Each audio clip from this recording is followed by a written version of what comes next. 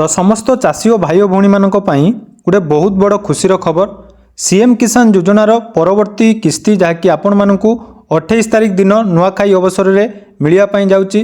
तेणु जो मैंने पूर्वर सीएम किसान योजन आवेदन कर सीएम किसान पूर्वर टंका पाई ताले सेमानकु सीएम किसान परवर्ती किस्ती 2000 टंका मिलवाई जाऊँगी। जो भूमिहीन परिवार चाषी और भाई भौणी मैंने भूमिहीन आवेदन कर सर्वमोट 12,500 टंका पाई नांती सेमानकु मध्य चलित सीएम किसान परवर्ती किस्ती टंका मिलवाई जाइए। तो जदि आपण मैंने सीएम किसान योजन आवेदन कर बर्तमान आपण मैंने निज निजर जहाँकि स्टाटस चेक करनियंतु जहाँ बर्तमान जो मानकर स्टाटस अपडेट हो जाइए आपण मानकर जदि स्टेट लेवल पेंडिंग रही ताले आपण मानकु सीएम किसान टंका मिलवाई जाउची।